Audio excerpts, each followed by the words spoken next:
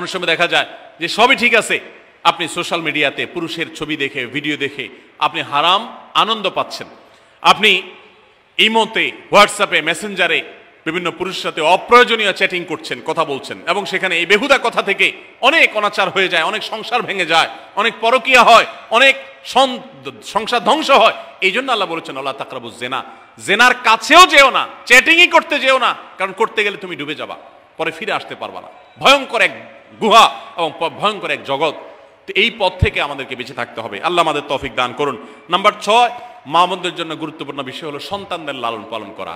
আপনি বাজার থেকে 2-4 কেজি আম কিনে খাইছেন, এটাতে আপনি যতটা সুখী হতে পারবেন, আপনি যদি একটা আমের গাছ লাগাই দিতে পারেন তাহলে তার চাইতে অনেক বেশি সুখী হতে পারবেন, আপনি বেশি লাভবান হবেন, আপনি মনকে মন আম খেতে পারবেন, আপনার বংশধররা খেতে পারবে। নিজে আমল তো করবেনই মায়েরা বোনেরা, পাশাপাশি সন্তানদেরকে যদি আল্লাহ ভীরু বানান, মুত্তাকি বানান, পরহেজগার বানান, কোরআন হাদিস শিখান, তাদেরকে যদি পর্দা শিখান, তাদেরকে যদি চরিত্র হেফাজত শিখান, তাদেরকে যদি ভালো মানুষ বানানো শিখান, তাহলে আপনি আম গাছ লাগানোর মতো ফলের গাছ লাগাই গেলেন, সওয়াবের গাছ লাগাই গেলেন, দুনিয়া থেকে চলে যাবেন। নেক সন্তানের আমল যেগুলো আপনি শিখাই দিয়ে গেছেন, এগুলোর সওয়াব আপনি পেতে থাকবেন। ছেলেটাকে সূরা ফাতিহা নিজে শিখাবেন, মেয়েটাকে সূরা ফাতিহা নিজে শিখাবেন, নিজে ভালো করে শিখবেন, তাহলে কিয়ামত পর্যন্ত, মরণ পর্যন্ত এই ছেলে যতবার সূরা ফাতিহা পড়বে প্রত্যেক নামাজে আপনি কিন্তু সওয়াব পেয়ে থাকবেন, কারণ আপনি শিখাই দিয়ে গেছেন, আপনি শুরুটা করে দিয়ে গেছেন। এই জন্য মা বোনদের জন্য সন্তানদের লালন পালন করা, সন্তান দুধে ভাতে আছে কিনা, ভালো জামা কাপড় পরছে কিনা, এর চাইতে ইম্পর্টেন্ট হলো সন্তান আমার নামাজ পড়ছে কিনা, সন্তান আমার আল্লাহকে চিনে কিনা, সন্তান আমার কোরআন হাদিসের শিক্ষা পেয়েছে কিনা। সন্তান একদিন স্কুলে যায় না, তার জন্য আমার মাথা খারাপ হলে, সন্তান একদিন নামাজ পড়ে না এক ওয়াক্ত, তার জন্য আরো বেশি মাথা খারাপ হতে হবে।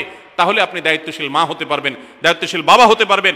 মনে রাখবেন নবী সাল্লাল্লাহু আলাইহি ওয়াসাল্লাম বলেছেন, প্রত্যেকটা শিশু জন্মগ্রহণ করে ভালো মানুষ হয়ে, কেউ জন্মগতভাবে খারাপ হয় না, ডাকাত হয়ে জন্মায় না, তবে তার মা বাপ তাকে নষ্ট করে।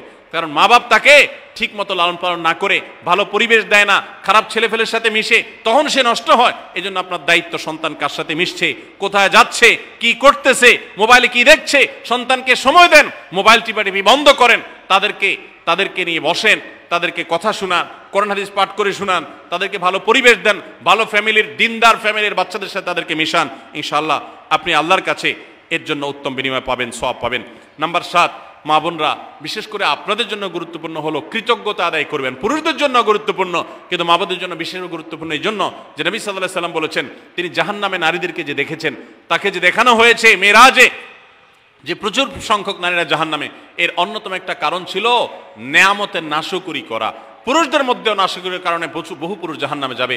মা বোনরা স্বামী এবং নিজের জগতে যতটুকু আল্লাহ তাআলা দিয়েছেন এতটুকুর উপর শুকর আদায় করবেন। আপনার স্বামী মানুষটা হয়তো মুখটা খারাপ, কিন্তু তার শরীরটা ভালো আছে, সে আপনাকে উপার্জন করে এনে খাওয়ায়।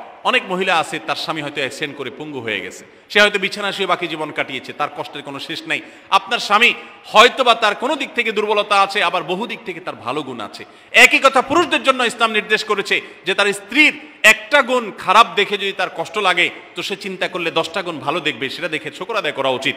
এই শুকরিয়া আদায় করা ছাড়া পুরুষ হোক নারী হোক কেউ আল্লাহর প্রিয় বান্দা হতে পারবে না। এজন্য আল্লাহর কাছে শুকরিয়া আদায় করবেন। মায়েরা বিশেষ করে শ্বশুরের বাড়িতে যাওয়ার পর প্রথম অনেক কষ্ট হয়। আমি সবসময় বলি, শ্বশুর বাড়িতে যাওয়ার পর মেয়েরা আমাদের দেশে নানান জুলুম নির্যাতন সহ্য করতে হয়। শাশুড়ি বাঁকা চোখে দেখে, সব শাশুড়ি না, অনেক শাশুড়ি, অনেক সময় ননদরা বাঁকা চোখে দেখে, স্বামী লোকটা জ্বালায় নানাভাবে, দেবররা জ্বালায় নানানভাবে, মানুষ খোঁচাখুচি করে, কষ্ট দেয়। একটু ধৈর্য ধারণ করেন, আল্লাহ তাআলা আপনার সংসারে যখন 2-4টা সন্তান দিবে, এরা যখন বড় হয়ে যাবে, এগুলো সব আপনার বাহিনী হয়ে যাবে, তখন দেখবেন ওই বুড়া আস্তে আস্তে চুপসে গেছে, বুড়ার বড় কোনো গলা নাই, বড় কোনো কথা নাই, কারণ পোলাপান সব মায়ের পক্ষে থাকে, বুড়া সব আস্তে আস্তে সাইজ হয়ে যায়। এই জন্য মা বোনরা সবর করবেন, ধৈর্য ধারণ করবেন, খবরদার ধৈর্য হারা হবেন না, শুকর আদায় করবেন।